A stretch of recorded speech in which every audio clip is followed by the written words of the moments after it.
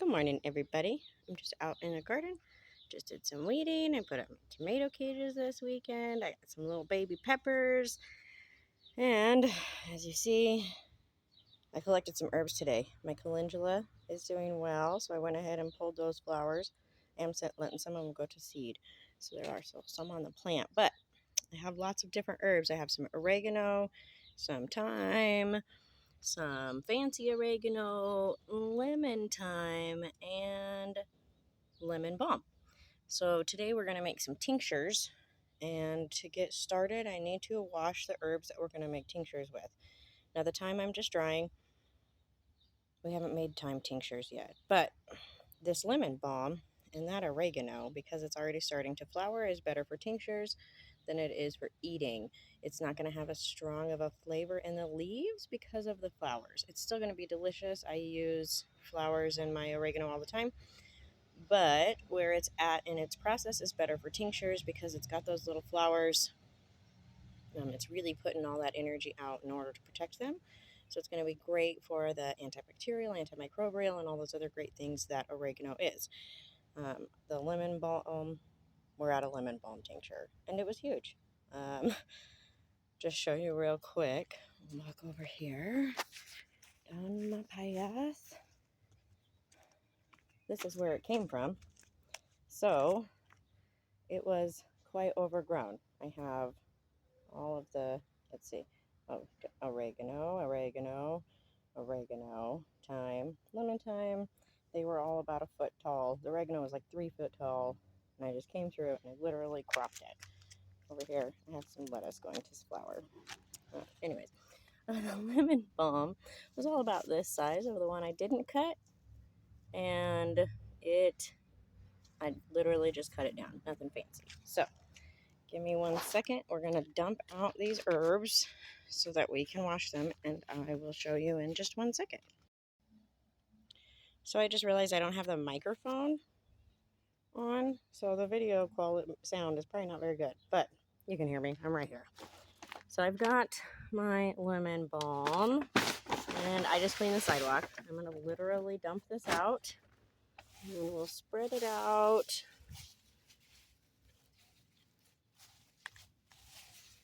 It smells amazing. As you can see, it's about to flower. How pretty. Oh, all right. Anyways, so we don't want leaves like this. We want to just throw those away. I'll put those in the compost. We want to search out any kind of woodbine or grass or other things that have tagged along. Like, oh, this woodbine. See, it's just holding up all my plants. So we'll clean all of that out one-handed. We're going to do it. Woodbine.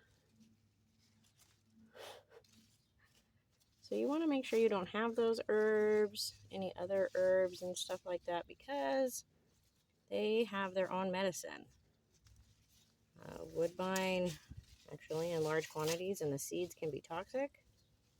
So especially in a tincture like this lemon balm, which is meant to, you can ingest it. You don't want to have any of these present. So when you see the woodbine before you trim it, I try to get most of it off. The best way to do it is to grab the woodbine from the bottom and then pull it. Oh, look at this little yellow spider. That is so cool.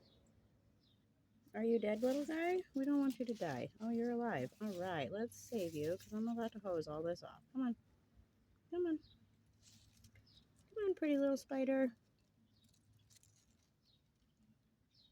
I know, it's still cold for you this morning. Oh, look, he's trying to bite that.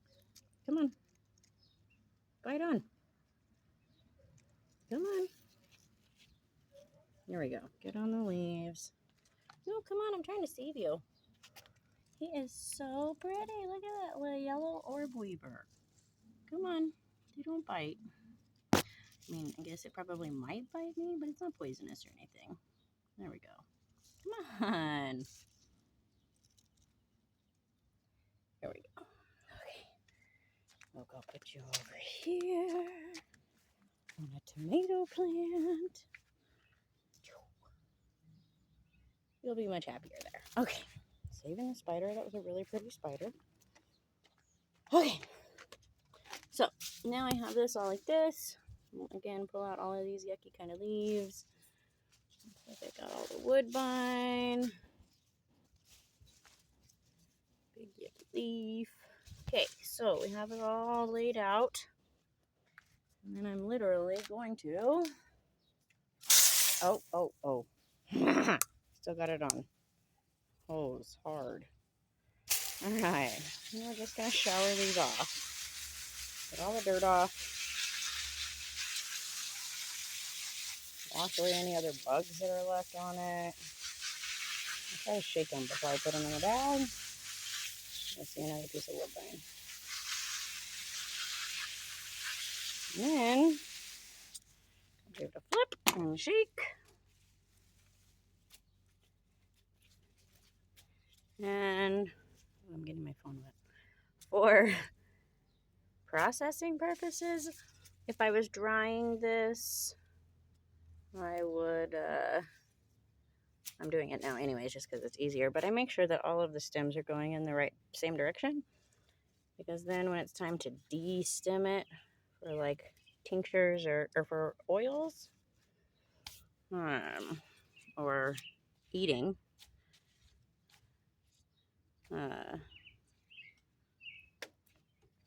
it's easier to get the leaves off the stems.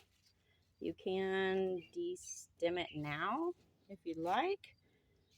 I choose not to because I feel like the stems help during the drying process, because they help it keep it aerated. When you have the leaves just leave, you really got to make sure...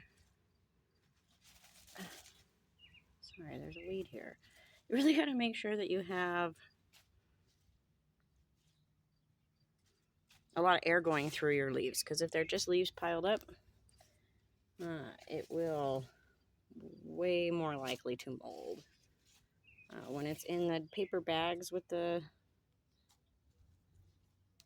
When it's in the paper bag... I'm sorry, I'm pulling leaves off, so it's distracting my brain. When you are drying them... Sorry, okay, wait. Let me get this last piece of wood.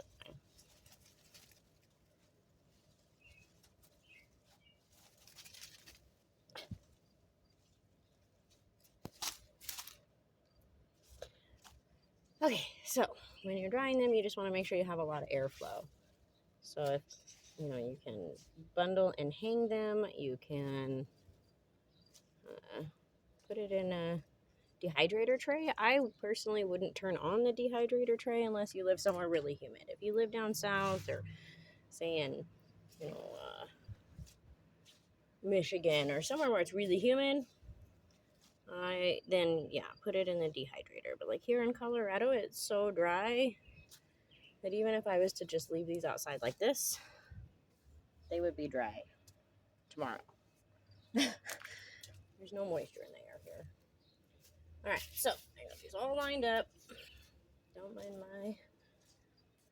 myself. All right, so get all those lined up. We're gonna one more time give them a little rinse just to make sure. And then I'll do the same thing with the oregano. And then these will be ready for tincturing. And kind of tincture, we'll just chop it up a rough chop. You still want to be able to see what the plant is. You don't have to pulverize it. It's not necessary. We're not trying to kill the plant. We're trying to work with the plant. So, we got those all rinsed off.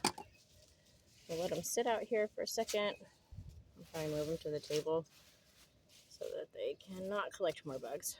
And then, like I said, do the oregano in the same way.